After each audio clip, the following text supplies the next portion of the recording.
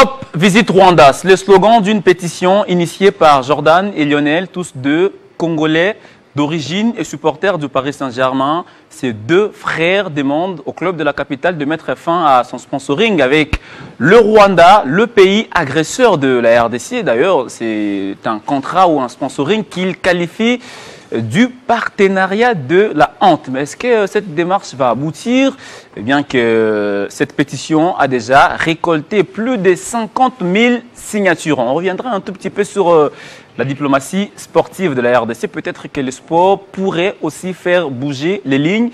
On va également parler du championnat national illico Cash Ligue 1, mais également de la Ligue 2. Nonobstant ce qui arrive dans la partie est de la RDC, le championnat va quand même poursuivre son bonhomme des chemins. Bonjour, vous êtes sur Télé 50, au cœur du sport. Votre magazine vient de commencer le casting de ce matin. Il est pas habituel, mais des visages que vous maîtrisez bien. Fanfan Bitangilai, alias Batrakos, bah lui il s'adapte un peu à l'actualité. Je ne sais pas, on l'appelle les vieux qui en ce moment. Bon, est-ce qu'il va bien? Bonjour et bienvenue.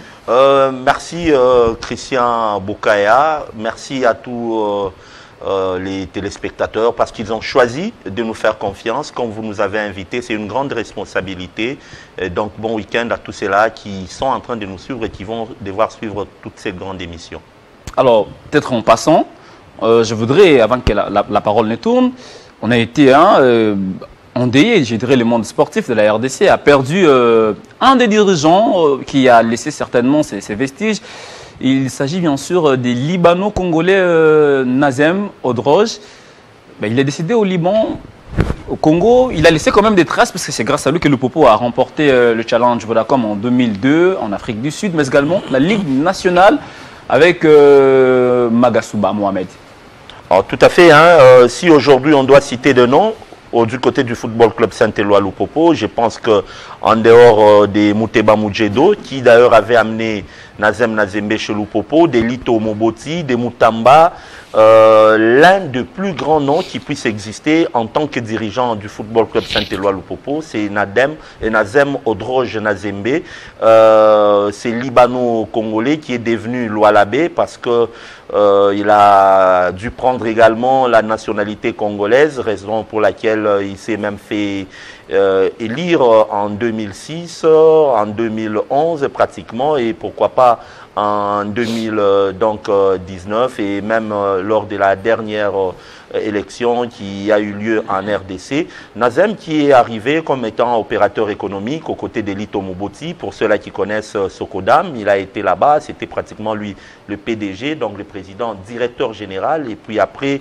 il est arrivé au Chaba à l'époque, Katanga, toujours avec Lito, et il a été courtisé par la manière dont le football était en train d'être fait. Mouteba Mujedo, qui également était l'un des piliers des dirigeants du Football Club Saint-Éloi Lupopo, l'a approché et il est venu au secours de Lupopo. Durant 12 ans, il a été président de cette équipe. C'est lui qui a révolutionné même le monde footballistique de Lupopo, et même congolais, pour ceux-là qui ne le savent pas, on l'appelait Océan parce que pour les dirigeants, pour les sportifs, il était un tout petit peu comme l'eau de l'océan, même si vous soutirez déjà. Alors, les affrètements des avions, aller-retour chez Lupopo, il a pris le Challenge Vodacom, il a pris également la Ligue nationale de football. Il avait raté l'autre Ligue nationale de football à cause de ce qu'on appelle un tout petit peu à l'intérieur du pays la quinoiserie. Lupopo qui joue au Congo central, ce sont les fanatiques du Congo central qui entrent sur terrain, qui sautent sur le joueur de Lupopo parce que Lupopo déjà était en voie de remporter cette Nafoot. Vous imaginez avec 12 points d'avance. Merci beaucoup Fanfan, c'était une façon... donc nous pleurons Nazem. C'était une façon pour nous de rendre hommage à Nazem Odroj. C'est Libano-Congolais qui a marqué bien évidemment son temps. C'était aussi une occasion, hein, le temps d'attendre, pour ne pas dire, donner un peu plus de temps à Maître Fiston Mouangé de pouvoir bien s'installer. Est-ce qu'il va bien? Bonjour, bienvenue. Bonjour, cher Christian. Bonjour à tous les téléspectateurs ainsi que les amis qui nous accompagnent sur le plateau. Ouais. Est-ce que vous êtes en forme? Oui, très en forme. Nous sommes très en forme, mais peinés par la situation qui touche le pays. Merci beaucoup. Miguel Matinungina, faut toujours prononcer son nom en syllabes pour ne pas les massacrer. Je crois que j'ai réussi à bien prononcer votre nom. Mati Nungina, bonjour. Le manager connu, même si d'aucuns, un peu, hein, bon, vous qualifiez un peu d'agent véreux alors que vous êtes quelqu'un de très loyal.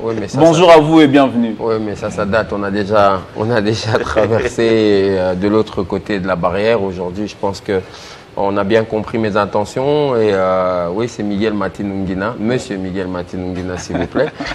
Donc, c'est un plaisir d'être encore invité une fois de plus sur ce grand magazine de sport de notre pays au niveau national et international. J'en profite pour faire un petit coucou à toutes les personnes qui nous suivent aujourd'hui attentivement pour parler de sport, à tous les chers téléspectateurs de Télé 50 et tous les Congolais partout dans le monde, surtout nos frères qui sont à Goma, surtout nos frères congolais qui sont dans la diaspora, d'être en communion avec tous nos frères qui sont à Goma parce que nous sommes une même famille et quand un frère est blessé ou subit des atrocités, automatiquement ça nous touche au plus profond de nous et une grosse pensée à notre peuple qui est à Goma et à tous les Congolais qui se tiennent main dans la main avec qui nous allons prouver cette fois-ci que nous sommes un peuple uni et non ce peuple désuni. Merci beaucoup. D'ailleurs, là, vous remplacez sur ce fauteuil un des habitués de cette émission, Christopher Chitamachabembi, qui a fêté son anniversaire de naissance hier. Heureux anniversaire à lui, parce que voilà, on aimerait bien le faire aujourd'hui. Bon, il a déjà soufflé sur sa bougie hier. Le temps de prendre l'actualité, maître. C'est vrai que la guerre de l'Est ne laisse pas indifférent les sportifs congolais. Alors là, il y a une pétition qui a essayé quand même de secouer un tout petit peu certains clubs du vieux continent, notamment le Paris Saint-Germain, mais également le Bayern Munich, avec une pétition initiée par Lionel et son frère. Voilà, ça a déjà récolté plus de 50 000 signatures. Mais est-ce que cette démarche va aboutir pour que finalement le club parisien mette fin à sa collaboration avec Visit Rwanda? Exactement, c'est ce qu'on appelle aussi les lobbies. Et ils n'ont pas inventé la roue. Par exemple, pour aller dans des exemples plus concrets, on se rappellera tout récemment du conflit entre l'Ukraine et la Russie, ouais, où nous avons vu les deux frères Klitschko, anciennement champions du monde de boxe en 1998, qui ont usé de leur célébrité pour faire changer les choses. Ils étaient les premiers à écrire à la Fédération internationale de boxe pour demander à ce que les boxeurs russes ne participent pas aux compétitions internationales. Et cela s'est suivi avec d'autres pétitions où on a saisi le comité olympique international qui a aussi sanctionné la Russie et ça s'est suivi, la FIFA et tout et consorts. Mais la voix a été portée par les deux frères anciens champions du monde de boxe. Donc je pense que si cela a commencé par une ou deux personnes et que ça a atteint même plus de 50 000 signatures, donc ça dépassait même le nombre de places au Parc de Prince. Au Parc de Prince, ouais. C'est-à-dire c'est déjà une voix levée. C'est déjà une voix levée. J'ai suivi Youssouf Mouloubou, qui est l'ancien capitaine des Léopards, ouais, qui a bien souligné qu'il a encore de bonnes relations avec son club formateur qui est le Paris Saint-Germain. Nous avons les deux joueurs de Paris Saint-Germain qui sont encore en plein contrat, c'est-à-dire l'ancien, qui est aussi un des vice-capitaines, Presnel Kipembe, qui a aussi levé sa voix. Randall Colomwani, malgré qu'il soit prêté du côté de la Juventus, il a aussi levé sa voix. Et vous allez vous rendre compte que malgré leur nationalité, de naturalité, mais ils sont touchés parce que ce sont leurs frères de sang qui sont en train de périr. Et je pense que s'ils sont accompagnés, ils ne doivent pas le faire seuls parce que sur le plan sportif, il y a des contraintes. Il y a des contraintes contractuelles qui peuvent leur empêcher. Mais comme ils ont déjà donné un coup d'envoi, je pense que la diplomatie sportive à travers le monde, si nous utilisons des bons lobbying, et nous serons à mesure de faire chuter ces sponsorings. Mais ce ne sera pas peut-être nouveau. On l'a vu. La FIFA a organisé son congrès à Kigali, alors que nous, on attendait aussi, je crois, un congrès de la CAF même, qui était prévu. L'Assemblée générale. En dernière minute, on l'a délocalisé sous prétexte qu'il y avait un POX chez nous. Est-ce que cette démarche va aboutir, sachant aussi que la Fédération internationale, tous ces mondes du sport ne sont pas vrais avec nous, Congolais? Je pense que c'est le monde qui n'est pas vrai avec le Congo ou le Congolais, parce qu'on parle de la guerre d'Ukraine contre la Russie. Ouais. Je pense qu'on parle d'Israël, la Palestine et autres, mais c'est beaucoup plus grave ce qui se passe au Congo. Ça veut dire que si en 24 heures, même les députés au Parlement européen le reconnaissent, si en 24 heures, on peut mobiliser 24 milliards pour l'Ukraine, qui n'a pas les mêmes cas que la RDC, parce qu'il ne faut pas oublier que nos frères, nos mamans, nos sœurs subissent des viols qui sont des crimes contre la guerre, subissent énormément de choses, de traumatismes, etc. Et je pense que c'est la RDC qui mérite peut-être 500 milliards de dollars en une semaine. Aujourd'hui, on ne parle pas politique, mais si vous regardez bien, à l'heure actuelle, tout tourne autour de la politique. Même le sport tourne autour de la politique. Vous le dites bien ici, vous dénoncez qu'il y a 2 poids 2 mesures. Donc, ça veut dire, moi, je voudrais féliciter quand même quelqu'un du gouvernement de Mme Soumouina. C'est notre ministre des Affaires étrangères. Ouais. Cette femme ne ménage aucun effort. Cette femme est partout. En même temps, je me demande même comment elle arrive à peut-être prendre son petit déjeuner. Cette femme parle le langage de la souffrance congolaise au monde entier, fait trembler le monde. Et aujourd'hui, le monde a un autre regard sur la situation du Congo. Pas le Congo, parce que le Congo est connu du monde entier par ses minéraux, par l'importance de son sous-sol. Mais par sa guerre aussi.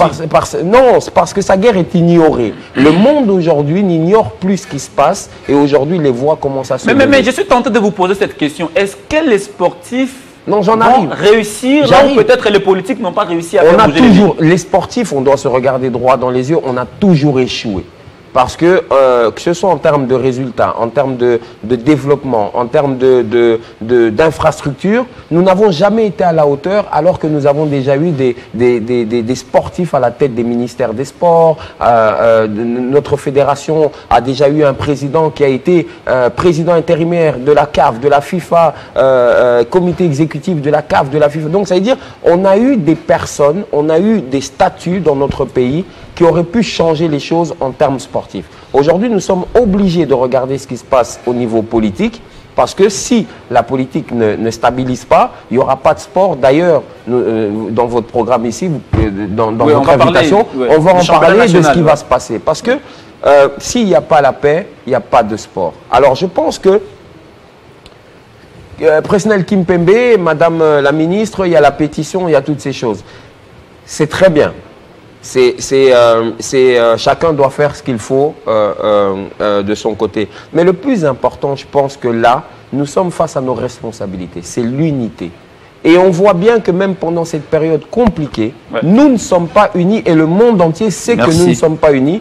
À quoi servent des pétitions si au final, la chose la plus importante qui est l'union pour pouvoir faire face à ces injustices, nous ne l'avons pas? Allez, je pense que les Congolais sont tous déterminés cette fois-ci pour bouter l'ennemi d'ailleurs, mais on reste sur cette pétition ou dans cette situation. Aujourd'hui, il y a quand même le Bayern Munich qui a réagi. Le Bayern Munich qui a envoyé 2 émissaires à Kigali pour s'enquérir de la situation. Est-ce que le club bavarois devait dépêcher ses émissaires à Kigali, ou plutôt à Kinshasa, ou au Congo, je dirais, qui subit les affres de cette guerre? Je pense bien qu'après Kigali, ils vont être en itinérance également à Kinshasa. Ouais. C'est déjà un pas, le fait d'abord de vouloir poser, d'aller à la source pour s'imprégner de cette vérité et de poser la question de savoir d'où provient l'argent avec lequel vous êtes en train pratiquement de nous soutenir, et prendre les tenants et les aboutissants pour voir s'il y a réellement une réalité concordante entre ce qui est donné au club et ce que le Rwanda peut posséder. Et je me dis, c'est également une occasion pour, comme venait de le dire Miguel tantôt, que les politiques également puissent un tout petit peu mettre du poids à ce que les sportifs ont déjà commencé. C'est bien beau. On a parlé du cas Ukraine, c'était deux boxeurs très connus. Aujourd'hui, Jordan ainsi que Lionel, ce ne sont que des fanatiques. C'est à peine qu'on vient, on connaît leur nom, c'est plus leur prénom peut-être que nous maîtrisons plus. Mais à ça, il faudrait également qu'on puisse appuyer ça par le politique. Vous vous rappelez pratiquement du célèbre geste de Bakambu qui est passé partout, mais quel a été l'appui après qu'il puisse dire que le Congolais est tué, les Congolais massacrés? Ce geste a fait le tour du monde, mais on a senti qu'à notre niveau, et là également, je m'en vais toujours rester sur ce que Miguel était en train de dire, les dirigeants, les hommes forts, sportivement, étaient apparemment très très muets sur ces cas. Mais notre question, est-ce qu'au Congo, nous avons aussi des sportifs forts? Je parle ici sur l'échelle internationale. Est-ce qu'aujourd'hui, on peut, à l'instar d'autres pays, sans vouloir les citer, le Sénégal, où vous avez des entraîneurs, vous avez des anciennes gloires qui peuvent s'élever et faire entendre leur voix. Est-ce qu'au Congo, nous avons aussi ces sportifs qui peuvent dire non? Si, il y en a. Bon, en fait, j'ai vu également, il y a, même si les gens ont critiqué, il y a quand même les légendes qui vont devoir faire parler ou entendre leur voix au travers une rencontre d'épée avec les Brazzavillois. Et il y aura pratiquement une grande manifestation le jour où ils vont livrer cette rencontre. Je pense qu'aujourd'hui, Bakole, c'est peut-être pour certains, c'est un prophète qu'ils ignorent au Congo, mais Bakole, c'est une marque à l'étranger aujourd'hui. Lorsque vous parlez des Bakole, nous avons également d'autres marques. Moi, je me rappelle, chaque fois que j'ai l'occasion d'aller à l'extérieur et que je disais que je viens de Lubumbashi, tout le monde dit Mazembe. C'est pour vous dire que Mazembe, c'est déjà une marque.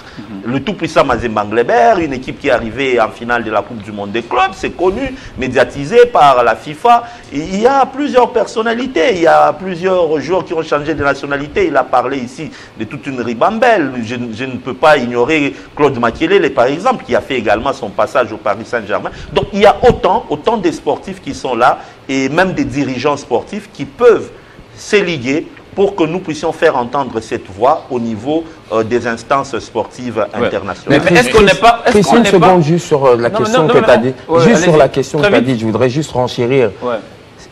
Le niveau en sport dont tu parles, les Sadio Mané, nous ne les avons pas. Ça, il ne faut pas se mentir. Même à l'étranger, ceux qui pourraient atteindre ce niveau, comme Martin Bakole, ça n'a pas le niveau d'un Francis Ngannou. Mais nous avons au Congo, quand on parle culture, on voit la musique. Si nous n'avons pas ces voix au niveau sportif, nous les avons au niveau de la musique. Nous avons Fally Ipupa, nous avons Ferregola, nous avons Kofi Olomide qui a déjà eu un entretien avec un député français. Kofi Olomide d'ailleurs qui a fait un morceau pour soutenir ça veut dire, non, maintenant le problème est dans la réaction du Congolais. Le problème est dans l'unité du Congolais. Ça veut dire que... Mais ça vous avez déjà dit. Ça fait une semaine, ça fait 10 jours ou 2 semaines qu'on est dans cette situation. Mais on ne sent pas le... Ça, vous avez dit. Je voulais plutôt avancer, en fait. Est-ce qu'on n'est pas allé trop loin en voulant à ce que le monde nous vienne en aide alors qu'on pouvait commencer avec la pression en Afrique? Nous avons un secrétaire général nous avons un Congolais qui est secrétaire général à la CAF. Pourquoi depuis tout ce temps, la CAF ne hausse pas les tons pour dire non, soit suspendre le Rwanda? Parce que vous savez, on a tantôt parlé de l'Ukraine. L'Ukraine, c'est une sélection. On a sanctionné les différentes sélections ukrainiennes de toutes les compétitions européennes. On pouvait les faire autant avec le Rwanda. La CAF, déjà, pouvait les faire parce que l'UEFA l'a fait avec l'Ukraine.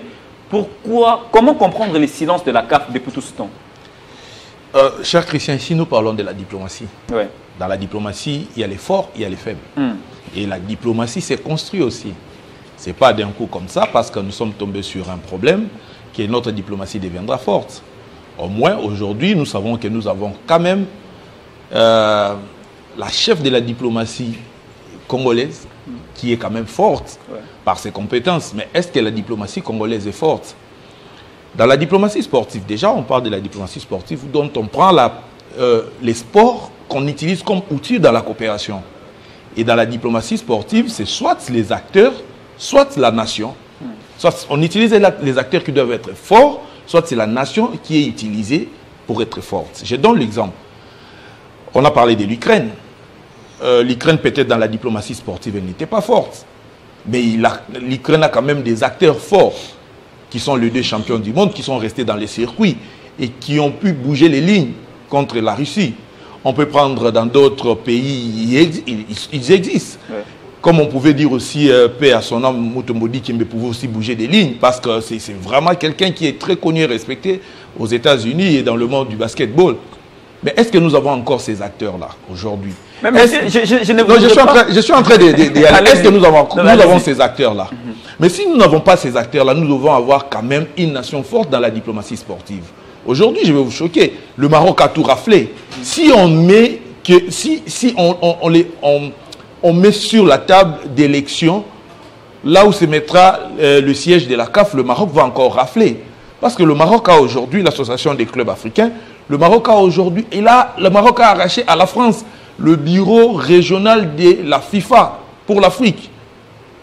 Le Maroc va... Donc sur le plan diplomatique, sportif, le Maroc a quasiment 50% de tout ce que l'Afrique pouvait avoir. Le Rwanda, le pays en face, en conflit avec la RDC, n'a pas des acteurs forts, mais quand même, sur le plan diplomatique, la nation est forte. Le Rwanda arrive à organiser des fenêtres des FIBA chez lui, arrive à organiser... il va même accueillir la Coupe du monde des cyclistes. Ouais. Et plus tard encore, devait organiser aussi un circuit des courses d'automobile. Formule 1. Oui, mais arriver jusqu'à ce point-là, organiser une CHAN, une édition des CHAN. Exactement. Mais nous peinons juste de défendre le pays à maintenir l'organisation d'une assemblée générale. Pour vous dire ce que vous dites là. On a eu les Jeux de la francophonie. Le Congo n'a rien gagné. On a eu la CAN du handball. Le Congo n'a rien gagné. Tout ce que nous faisons, la CAF dont vous faites allusion, nous a 12. La CAF a bêti 12 en assemblée générale, parce que quand il y a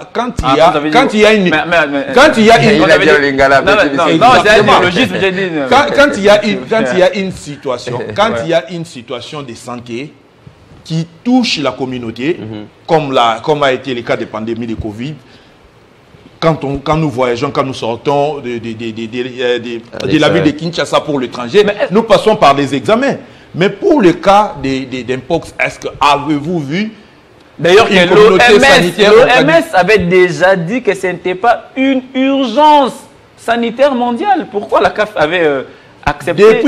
Depuis ces temps-là, combien des émissaires de la CAF sont-ils venus au Congo? Ils ont passé des séjours et rentrés. Combien de diplomates sont-ils passés au Congo sans respecter des protocoles de santé? Pour vous dire tout simplement que sur le plan diplomatique, on avait un problème. Je voudrais qu'on avance, bien nous on est apolitique, les sports, mais on essaie un peu de réfléchir sur la diplomatie ou la politique sportive qui pourrait peut-être nous aider. Mais est-ce qu'on a déjà dépassé cette étape de plainte? Parce qu'on s'est dit, Gianni Infantino, président de la FIFA, était chez nous, reçu par les chefs de l'État, Félix Antoine Tshisekedi Tshilombo. Est-ce qu'il n'était pas au courant de ce qui se passe dans l'Est de la RDC pour que des mesures urgentes ou des mesures drastiques soient prises? Est-ce que ça faisait partie de leur agenda? Non, on peut faire une pierre deux coups par rapport à notre façon de faire. Mais ce n'est pas lui qui devrait en parler. Je pense que c'est là où on parle de cette diplomatie. Est-ce que ça faisait partie de l'agenda du président de la FIFA? Je ne pense pas à l'époque. Mais là où je trouve que c'est un tout petit peu drôle et que notre diplomatie sportive, telle que venait de le dire Maître Fiston Mwangué, que je connais depuis longtemps, c'est cette faiblesse. Parce qu'il y a ces équipes qui viennent jouer les interclubs ici. Ouais. Notamment cette saison, il y a eu... Ah oui, elles viennent, elles répartent. Sans vouloir vous interrompre, il y a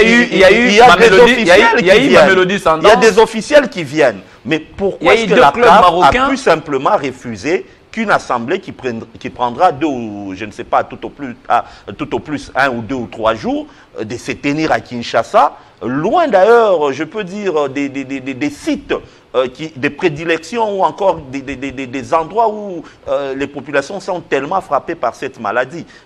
Je me dis, je pense qu'il y a des gens qui ont voulu, tout au long de leur carrière, de leur évolution, être des hommes forts en laissant des institutions très faibles au niveau du pays. C'est le cas aujourd'hui de la FECOFA. C'est pratiquement une institution qui est faite... De toutes les fédérations. Faut pas seulement parler de la FECOFA. C'est le cas.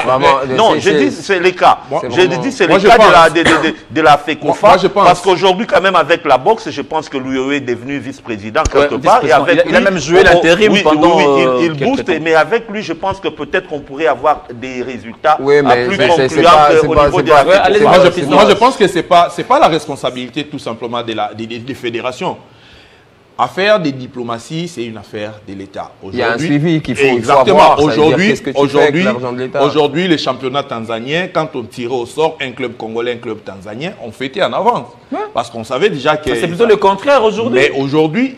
Il faut passer en Tanzanie, vous y étiez. Est-ce que le politique demande des comptes rendus aux sportifs? Qu'est-ce que vous faites avec notre sport? Comment ça se passe? Aujourd'hui, si on a eu les Jeux de la francophonie, c'est parce que le chef de l'État est descendu 3 fois sur place. Sinon, on n'avait pas les Jeux de la francophonie. En plus, parce que je vais vous mettre un peu d'eau dans la bouche, en plus, on nous faisait pression par l'OIF, comme quoi ce jeu serait délocalisé. Ça allait être une humiliation. Non, mais par là, monsieur, on comprend que ce soit l'OIF, que ce soit la FIFA, que ce soit la CAF, est-ce qu'ils ne jouent pas le jeu de l'ennemi? Non.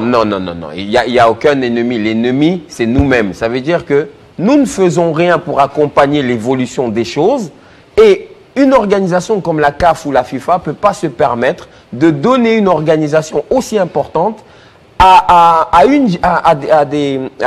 nous, hein, qui n'avons pas la bonne gestion de la chose et prendre le risque de nous la donner. Ça veut dire que nous sommes, et encore, au dernier jour des organisations d'une compétition aussi importante. Je vous rappelle que les Jeux de la francophonie se sont joués, mais les infrastructures n'étaient pas toutes terminées. Ça veut dire que tout n'était pas tip-top pour le jour de l'ouverture des Jeux de la francophonie. Ça veut dire que ces organisations-là ne peuvent pas se permettre de nous donner une telle grandeur d'organisation et être juste le jour de la compétition. Ça veut dire que nous avons montré à la face du monde que nous ne sommes pas capables d'organiser quelque chose de grandiose. Et moi, personnellement, c'est quelque chose qui m'irrite parce que nous sommes comme un bébé à qui il faut toujours mettre la sucette en bouche. Il faut toujours venir voir si ça va bien. Mais messieurs, vous gardez la main.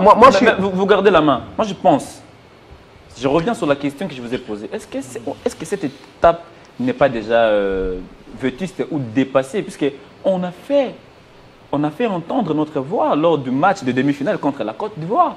Mais la CAF, après, vous savez ce qui s'est passé. C'était aussi un canal par excellence pour que la CAF soit... C'est vrai que le sport, on le sait, le football est apolitique, on ne peut pas véhiculer des messages politiques, mais quand même, ça fait bouger, ça fait parler. Mais après, c'était silence radio. Qu'est-ce que vous reprochez à la CAF? Qu'est-ce que vous reprochez à la FIFA? On reproche à la CAF le fait que le Rwanda, qui est notre pays agresseur, participe aisément à toutes les compétitions de la FIFA et de la CAF, alors que cette FIFA a sanctionné la Russie. Pourquoi est-ce qu'on peut parler d'une politique de 2 poids 2 mesures? Moi, je pense. Il a très bien dit. Quelle est notre force diplomatique au niveau extérieur? Il ne faut pas toujours dire que c'est les autres. Moi, je ne peux jamais me mettre du côté de l'ennemi. Ça, c'est impossible. Attendez, pour qu'il n'ait pas ambiguïté. Pour qu'il n'ait pas ambiguïté, s'il vous plaît. Pour qu'il n'ait pas ambiguïté. Laissez-moi juste terminer pour qu'il n'ait pas ambiguïté, s'il vous plaît. Parce que c'est un point important, parce que nous parlons de notre pays. Alors, il ne faudrait pas qu'il y ait d'ambiguïté. Allez-y. C'est-à-dire, aujourd'hui, notre force diplomatique au niveau extérieur a toujours été fragilisée. Aujourd'hui, on a une madame... Mais il faut reconnaître aussi les efforts que nous fournissons. Quand vous dites que c'est fragilisé, alors que c'est clair. Avec l'Ukraine, les réactions je suis en train d'arriver. On a condamné, et même le Parlement européen est en train de condamner ce 2 poids 2 mesures.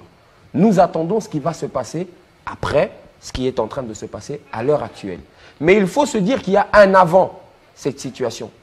Et notre position avant cette situation au niveau international n'est pas la plus favorable, comme Maître l'a dit. Il faut qu'à un moment donné, il faut qu'on subisse les conséquences que certaines personnes ferment. Mais jusqu'à quand on va continuer? J'arrive. Non, la parole maintenant que nous élevons la voix. Ça, vous avez dit. Maintenant que nous élevons la voix. C'est maintenant que nous allons.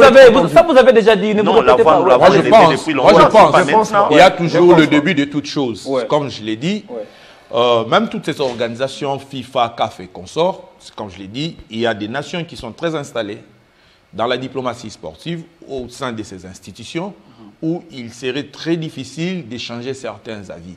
Mais on l'a bien commencé. Moi, je suis content qu'il y ait une situation qui booste quand même quelque chose. Il faut le dire. S'il faut aller dans des condamnations et consorts, il faut se baser sur des rapports qui sont vraiment fiables. Aujourd'hui, on peut se le dire que les Nations Unies s'est réunie et a condamné et a dénoncé fermement que c'est le Rwanda. Nous pouvons partir à partir de ça. Sur base de ça. Vous allez vous rendre compte. Vous allez vous rendre compte qu'en Côte d'Ivoire, en demi-finale, on n'a pas eu droit de voir nos supporters dans le tribune. Parce que même le producteur du match a eu l'injonction de ne pas prendre le public congolais. Parce que le football est apolitique. On ne peut pas véhiculer des messages politiques. Le football, c'est un moyen utilisé aussi comme mode de pression dans le monde diplomatique. Aujourd'hui, la Russie, c'est un mode de pression. On l'a dit à la Russie, tu ne participeras pas à telle compétition. C'est un mode de pression diplomatique. Donc aujourd'hui, il y a 2 poids 2 mesures, s'il faut les dire, mais sur base des rapports que nous avons, qui sont en position de force maintenant, qui sont crédibles, des rapports publiés par les Nations Unies, je pense que nous pouvons partir sur base de ces rapports-là pour demander à la FIFA, demander aussi à la CAF, de pouvoir placer des sanctions contre le Rwanda qui est un pays agresseur connu du monde entier. D'ailleurs, dans la pétition de Jordan et Lionel, ils sont clairs, les 2 frères. Ils disent, nous demandons au Paris Saint-Germain de donner sa position parce qu'on ne peut pas, entre-temps, vous appuyer le pays agresseur de la RDC, même si vous allez mettre fin à ces sponsoring, mais donnez aussi votre position. Donner sa position voudrait dire peut-être que encourager toutes les initiatives qui sont faites du côté de la RDC. Messieurs, on va prendre la deuxième thématique déjà. Bon, en fait, je voulais à moins que vous ayez quelque chose à juste renchérir. Heureusement que Maître Fiston l'a dit. En ce qui concerne la diplomatie politique, le cri, on l'a élevé depuis longtemps. Pas aussi fort. Non, très fort. Allez-y, en fait, on est passé. Mais étouffé. C'était très fort, mais étouffé. Et il y avait cette mauvaise volonté d'accepter. Parce que d'abord, on faisait semblant, c'était un problème des Congolais, et puis après, on commence à prendre acte. Maintenant, on condamne. Mais peut-être prochainement, maintenant, on va frapper. Et c'est ça. Donc, on a fait pratiquement une grande évolution. Même paix à son âme, Mzee Laurent Désiré Kabila l'avait dit à un moment donné. On a marre du fait que vous faites des constats. On doit passer carrément à la... Merci beaucoup. Et c'est là où maintenant, peut-être, j'ai mis... Merci. Avec cette, doit prendre la deuxième thématique. Condamnation, cette acceptation de la communauté internationale ainsi que des Nations Unies, on pourrait se rabattre sur ça sur le plan sportif et maintenant faire également toutes les démarches possibles avec nos juristes qui maîtrisent bien et les lois sportives et je ne sais pas politiques pour que nous puissions cette fois-ci soutenir Lionel et Jordan qui ont été des éléments déclencheurs. Et là, il faudrait que tout le monde puisse comprendre que on doit tous être derrière cette pétition ou cette démarche et non croire que nous, parce que nous sommes de telles tendances, et notre président est de tels partis politiques, on ne doit pas s'intéresser à ça. Et il faudrait éviter ces petites guerres-là. Merci beaucoup. Que nous puissions vaincre également sportivement. Allez, quand le pays est en guerre, on ne joue pas en football, encore moins à quoi que ce soit.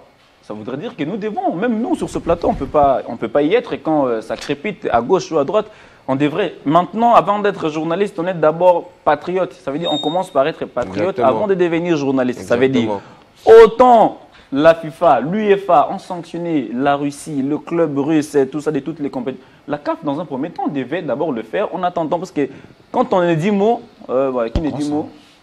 Allez, on va prendre la deuxième thématique, messieurs, c'est bien sûr le championnat national des Illico Cash Ligue 1 qui va quand même poursuivre son bon nombre de chemins, nonobstant, je le disais tantôt. Ce qui nous arrive actuellement, il faut jouer en attendant j'allais dire, peut-être l'évolution ou l'évolution des choses. Mais est-ce qu'on va jouer sans le club du Grand Kivu, notamment Bukavu Dawa, l'AS Dauphin Noir, l'Étoile du Kivu, qui sont d'ailleurs bloqués en ce moment et qui ne savent pas se déplacer? Comment ça va se passer? Est-ce qu'on va jouer la manche retour? Est-ce qu'on va jouer en aller-retour la phase des playoffs et la phase des play-down, même si le ministre a signé la dérogation? Fanfan Bitangilai. Là, c'est pratiquement une grande question qui est ouverte. C'est une boîte à Pandore qu'on vient d'ouvrir. Il faudrait également, une fois de plus, je pense que les politiques, les sportifs et les administratifs, sans pour autant pas oublier les services des renseignements et autres services d'intelligence, se mettent tout autour d'une table pour réfléchir grandement sur la formule qu'il faudrait utiliser. Doit-on écarter nos frères du Grand Kivu, du championnat? Quels seront également les critères ou les modalités des classements? Parce que si une équipe a déjà commencé, et qu'on doit poursuivre avec le championnat et qu'on l'écarte, comment est-ce qu'on fera? Doit-on annuler tous les points que nous avons acquis lorsque nous avons gagné ou face à l'équipe, par exemple, je prends l'équipe de Goma, Virunga ou je ne sais quoi.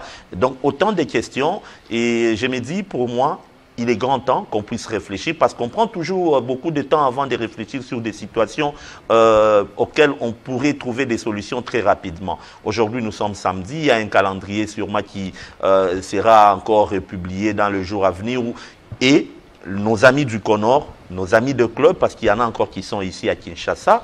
Je salue en passant Héritier Yindula et Jean-Luc Kapenz Mangan. Yindula qui devait d'ailleurs être avec nous ce matin, malheureusement. À qui je présente mes condoléances également.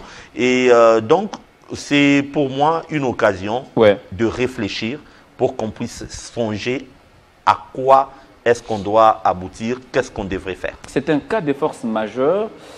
On s'est dit, est-ce qu'il faut toujours envisager de jouer le championnat en toutes les phases, ou maintenant, comme c'est un cas de force majeure, on s'est dit, bon, on devrait se battre pour jouer la manche retour et voir ce qu'on peut faire pour finalement avoir un classement final.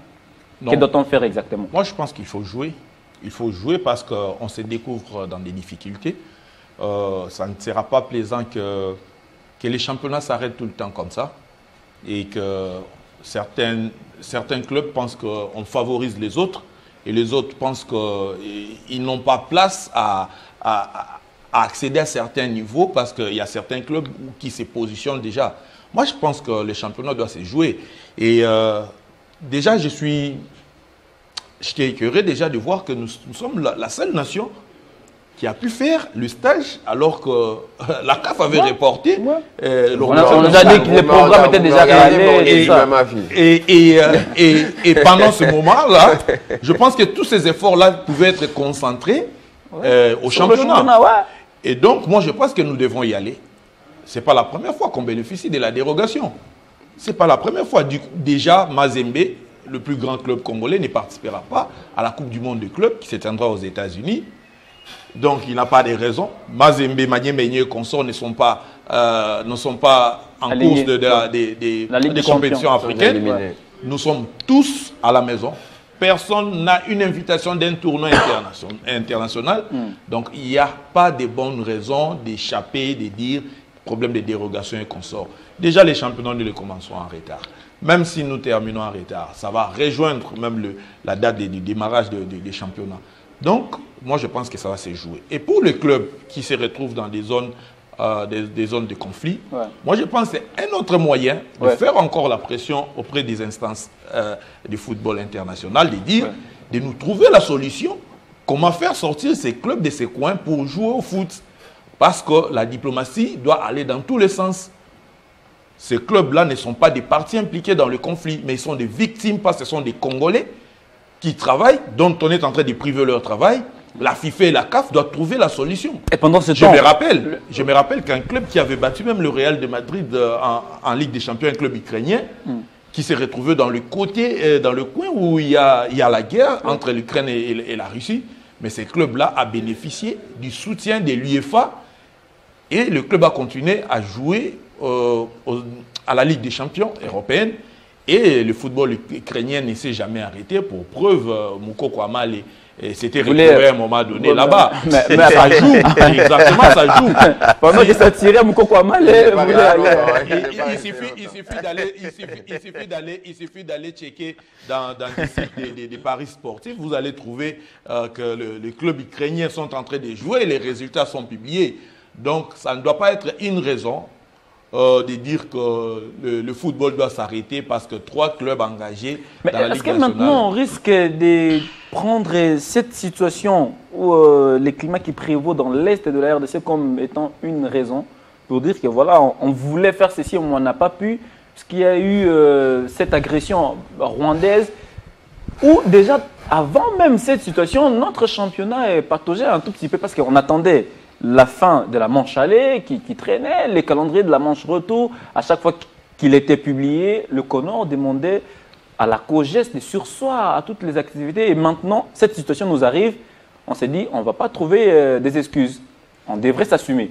Les clubs sont toujours complices quand il s'agit de détruire notre football et notre championnat. Depuis plusieurs années, les clubs sont complices quand il y a leurs intérêts, quand il y a leurs appartenances et autres, etc. Et ça, c'est dommage parce que je me pose la question, où est passée la DEFCO? On n'entend plus parler de la DEFCO. Logiquement, la DEFCO, on l'entendait parler, mais quand on a senti que les clubs n'avaient plus ce pouvoir-là qu'ils avaient dû passer, on n'entend plus parler de la DEFCO. Les clubs ne doivent pas être d'accord dans de telles situations. On stoppe le championnat comme ça. Des clubs votent des budgets en début d'année. Il y a des dépenses qui sont engagées. Il y a des choses qui sont faites. Il y a des dépenses qui sont en millions de dollars. Et les clubs, je suis quand même étonné que des clubs trouvent ça normal. J'ai aimé la tripartite ici parce que il y a une position de Mazembe et de Lupopo qui me conviennent plutôt que celle de l'AS Vita Club. Vita Club veut jouer le championnat. Mais Vita Club oublie que pendant 2 saisons, elle a terminé la saison en catastrophe et allé chercher la qualification en Coupe d'Afrique, à la Coupe du Congo, mais désastreuse par rapport à l'organisation.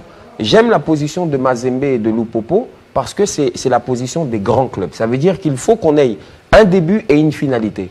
Pour quelle raison le championnat s'est arrêté? Personne ne sait. L'équipe Chan va en vadrouille à Dubaï. Les gens arrêtent le championnat et les clubs trouvent ça normal. Non, mais le championnat a été arrêté avant même ces stages. Bien sûr, mais on voyait déjà ce qui est en train de se passer. On voyait déjà ce qui est en train de se tramer. Les clubs trouvent normal parce qu'ils vont envoyer des joueurs en vitrine. Ils vont jouer, mais ils vont jouer des matchs d'entraînement, des matchs qui ne sont pas importants sous les couleurs de l'équipe nationale. Le championnat est très important. On n'a plus le temps. On ne va plus à chaque fois, et c'est pour ça que je dis que le politique a trop mal habitué les clubs et les fédérations. C'est-à-dire que vous parliez, est-ce que nous avons déjà ultrapassé ce palier? Non, nous n'avons pas encore ultrapassé ce palier parce que si on parle encore de dérogation, c'est que ça va de mal en mal, sans trouver de solution. Je pense que la position de Mazembe et de Lupopo est la plus responsable. Ça veut dire maintenant, il faut terminer les matchs de la manche aller et entrer dans les playoffs. Parce il ne reste que 2 à Maniema. Encore 2 matchs. On va en playoff contre l'étoile du Kivu et Bukavu Dawa. Voilà. On a déjà des difficultés, nos clubs ont des difficultés. Même si on termine le championnat un peu à l'avance, ça va permettre à notre fédération, parce qu'il ne faut pas oublier qu'il y a les élections qui arrivent. Donc il faut bien préparer ça, il ne faut pas que ce soit non plus n'importe comment. Il y a la situation à Goma. Les élections au niveau des ligues là-bas, ça va être déjà un problème. Donc il faut, si on termine le championnat un peu plus tôt, ça va permettre à tout le monde de mieux réfléchir pour la saison qui arrive. Mais je voudrais qu'on pousse un peu la réflexion très loin, parce que là vous avez ouvert une parenthèse importante. Ça voudrait dire que les élections prévues à la FECOFA au mois de mai risquent d'être retardées, puisque dans cette partie, les ligues de ces coins-là ne seront pas organiser leurs élections. Je pense qu'aujourd'hui, on va tellement... Le problème n'est même pas seulement de ce qui se passe à Goma. On a l'habitude d'être trop relax en ce qui concerne les projections. Ça veut dire que, bon, Total Anan, est-ce que ça nous convient? On peut pas avoir aujourd'hui des sponsors qui viennent mettre de l'argent là où les gens se la coulent douce. C'est-à-dire qu'il faut des solutions. Maintenant, la FIFA a donné de l'aide à l'Ukraine, on a suspendu, on a fait ceci. qu'est-ce que notre fédération attend de pouvoir saisir la FIFA par rapport à notre situation? Parce que la FIFA peut débloquer une aide financière pour aider, et ça va booster le championnat, ça va booster le peuple qui est les clubs qui sont de l'autre côté. Il y aura des finances, ça va pouvoir faire avancer le championnat et tout. Mais tout le monde se la coule douce, tout le monde se regarde, tout le monde est tranquille. Et là, il y a un problème. Ils sont en train de préparer leur élection. Et je pense, pour rebondir sur votre question, j'étais en train d'y penser. Et je me dis, connaissant les têtes qui se trouvent présentement au Conor, ils vont chercher à manigancer pour peut-être notre glissement, mais ce n'est pas une raison. L'Assemblée générale a un quorum. Et je pense que aussi longtemps que 2 ou 3 personnes seront considérées entre guillemets comme excusées, les élections peuvent avoir lieu. Ça ne doit pas être une occasion pour eux. Aujourd'hui, on reste toujours dans l'ancienne configuration, 11 donc ligues provinciales, et il y a les clubs qui ont joué dernièrement les compétitions interclubs qui font également partie des membres de l'Assemblée. Il y a les ligues nationales des dames, des jeunes, ainsi que la Linafoot elle-même. Et les autres, ce sont des corps de métiers, arbitres, je ne sais pas, anciens dirigeants, encore des infirmiers. Déjà le quorum sera atteint. Parce que jusque-là, je pense qu'il n'y aura qu'une seule ligue, la Ligue du Nord Kivu, avec déjà la province orientale qui s'engage et autres. On aura donc sur les 11 ligues provinciales, s'il y a une seulement qui manque, je me dis, à moins que Maître ne puisse me contredire, mais à ce que je sache, parce que j'ai été quand même président d'une commission des disciplines et championnats, je maîtrise quand même certaines règles en ce qui concernent donc les RGS et les CDF. Oui, tout à fait. Ouais. Et donc, il n'y a aucune raison qui pourrait empêcher à ce que cette assemblée élective puisse avoir lieu et aussi longtemps que le quorum serait atteint le jour des élections. Moi, la faute, je pense, la faute à tout ça, je la rejette encore, surtout beaucoup plus, à tous nos ministres des Sports qui sont passés. Voilà, en tout cas, je n'épargne personne. Et je mets d'ailleurs Fanfa du nombre pour avoir été... Je savais qu'il allait aller là-bas. Je savais que vous allez aboutir à là. Aujourd'hui, je pense que nos clubs, pour revenir sur un point important qu'a relevé notre ami Miguel, je pense que nos clubs n'ont jamais fait des dépenses, vraiment amorcé des vraies dépenses pour s'engager dans un championnat. Sinon, si c'était vraiment des clubs qui avaient engagé des vraies dépenses pour un championnat, je suis en train de venir. C'est vrai que c'est étonnant. Exactement. Si c'était vraiment des clubs qui avaient engagé des vraies dépenses avec des lourdes responsabilités, avec des partenaires, avec des objectifs bien précis. Je ne pense pas que les gens pouvaient blaguer avec ces histoires des championnats, de s'arrêter et comme tourner dans parce que si vous avez des engagements avec des sponsors, que vous prenez vraiment des vrais contrats avec des sponsors, sachez-les que quand vous ne jouez pas et que l'image des sponsors n'est pas véhiculée, il y a un problème. Vous avez des retours. Vous devez payer votre Et quelle est la position de Icocash? Exactement. Je suis en train d'y aller. Pourquoi la faute au gouvernement? Nathan, qu'est-ce qui va aujourd'hui, je sais que ça peut sortira de l'organisateur, les partenaires est prêt à accompagner. Est-ce que ça fait partie des accords? Je disais. Mais c'est un cas de force majeure. Ça, c'est un imprévu. Je sais que ça va blesser beaucoup de personnes. Mais moi, je dirais, même au ministre actuel, de prendre ces risques-là. En tout cas, de demander à nos clubs de devenir des sociétés commerciales. Ça doit être une obligation. De quitter ce monde des ASBL. On n'investit jamais dans une ASBL. Aucun club ne pourra recevoir des partenaires qui viendront mettre des millions pendant que nous serons encore ASBL. Mais qu'est-ce qui cache derrière cette volonté de persister en tant qu'ASBL? Que ça soit une décision de l'État, parce que l'État, chaque saison, quand le club se qualifie aux interclubs, il est obligé de sortir l'argent. L'État peut encourager le club à amener des partenaires. Et les clubs doivent donner des comptes rendus de ce qu'ils font avec... Parce que même ces ASBL, la triche à l'État. Je vais vous dire une chose. Aujourd'hui, étant même ASBL, lorsque vous engagez des prestataires, des gens que vous payez, n'est-ce pas que vous devez les déclarer au niveau de l'impôt? Bien sûr. Avez-vous déjà entendu un club déclaré comme ce club ont combien de salariés? Ces clubs-là ont déjà déclaré leurs impôts Et si l'État avait rétrogradé sur la non-déclaration de ces impôts-là, n'est-ce pas que ces clubs-là seront scellés comme ASBL? Voilà que le ministre doit prendre vraiment une décision forte. Cette saison peut être une saison qui passe. Ça me rappelle un grand débat en 2000. Merci beaucoup, messieurs. Une saison de sensibilisation. Merci. Expliquer au club comment devenir une société. Comment est-ce qu'un club peut à partir. Ça me rappelle un débat avec Miguel. Mais je vous assure. Merci beaucoup, Fiston. Merci Miguel. Merci beaucoup, Fanfan. Si vous êtes avec nous aussi, vous venez de nous rejoindre sur Télé 50. Nous parlons sport et c'est au cœur du sport, votre magazine. De tous les week-ends, on a parlé tantôt de la pétition initiée par Jordan et Lionel. Maintenant, c'est la deuxième thématique sur le championnat national qui devrait bien sûr poursuivre son bon nombre de chemins. Je voudrais qu'on écoute maintenant le président de la commission de gestion de la Linafoot, Maître Bosco Mouéou, qui s'est exprimé à l'issue de cette réunion tripartite FECOFA, Linafoot et club. C'était bien sûr à l'hôtel Sultani. D'abord, je voudrais dire que c'est des occasions comme ça qui nous manquent. Donc, je remercie d'abord le président Sambi pour cette initiative. Et ça nous a permis effectivement d'échanger et de comprendre les uns des autres à quoi nous devons aboutir, mais dans le respect du championnat. La situation de l'Est entre dans ce que la réglementation de notre football appelle les cas de force majeure. Étoile du Kivu, Dauphin Noir et Bukavu Dawa sont des équipes qui jouent l'Hélico Cash League de la Linafoot.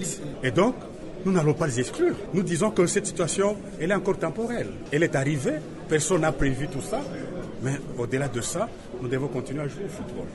Le football, dans notre pays, est une passion pour beaucoup de gens. Maintenant, quand les gens disent la situation de l'Est, alors qu'est-ce que nous faisons? Nous arrêtons avec le football? Nous arrêtons avec le championnat? Non, nous devons continuer à jouer. Si nous avions commencé, quand nous avions prévu là, nous serions déjà avancés. Mais jouons d'abord. Et pour le reste, nous pourrons demander à son Excellence, Monsieur le ministre du Sport, de pouvoir nous donner une dérogation qui nous permette effectivement de terminer cette saison. Mais sinon, il faut que nous jouions au foot. Si nous avions déjà commencé, on serait déjà avancé. Bon, on ne voudrait pas revenir un peu sur le passé, mais je voudrais que cette fois-ci, nous puissions écouter aussi la réaction d'un club de Bukavu, d'un représentant, bien sûr, de l'OC Bukavu Dawa. Il s'agit de Daniel Bourgi, lui aussi qui s'était exprimé à l'issue de cette rencontre FECOFA, Linafoot, mais également club. Est-ce que Bukavu Dawa est prêt à reprendre la situation malgré ce qui arrive en ce moment même dans la partie est de la RDC? C'était très important, c'est une réunion qu'on attendait depuis longtemps. Au moins là on a des assurances que nous allons jouer la phase retour. Et bon, le temps on ne sait pas encore, il y a une commission qui est placée pour nous fixer tout. Mais jusque là tout est positif et on reste serein pour la suite. Expliquer aux autres que nous on est loin, on est à l'est avec tout ce qui se passe avec la guerre. Mais on est quand même, tellement qu'on est déterminé à poursuivre le championnat, on est prêt à tout faire pour regagner Kinshasa et jouer. On a un dernier match contre Maniema Union et jouer notre dernier match et après voir si nous allons poursuivre le championnat parce que c'est le souhait de tout le monde. Nous aimerions poursuivre le championnat et finir. En ce moment, on ne va pas mentir, les joueurs, le staff, ils sont vraiment traumatisés avec tout ce qui se passe. Mais on a Dieu avec nous, on sait que ça va passer. Et voilà, Bakokolong Abissoté, c'est en Lingala qui s'est exprimé, mais je me suis mis quand même à la peau, dans la peau de ces dirigeants, Bukavu Dawa, Étoile du Kivu, l'AS Dauphin Noir, qui en ce moment continuent de payer ces joueurs puisqu'ils sont encore sous contrat. Alors là, on s'est dit, même si ces équipes devraient reprendre le championnat, dans quel état d'esprit? Non, mais ils n'ont pas l'air très abattus par rapport à ça, parce qu'il y a des clubs qui transfèrent des joueurs, qui achètent des joueurs, donc ça veut dire que la situation est bonne. Moi, je pense que les clubs ne doivent pas parler en ordre dispersé. Je pense qu'il faudrait pouvoir se mettre à table et avoir un comité ou une organisation comme la DEFCO l'était par le passé. C'est pas chaque club qui va dire son avis sur la chose. Pardon? Elle n'existe plus. Que de nom. Voilà, que de nom. Voilà, donc il y a un problème aussi là-dessus. Comment dans notre championnat ou dans nos clubs, il n'y a pas une structure qui parle au nom des clubs? Parce que les clubs, en parlant comme ça, en ordre dispersé, on se rend bien compte que tous les clubs ne parlent pas le même langage. Allez, Maître Fiston Mwangué, dernier tour de table.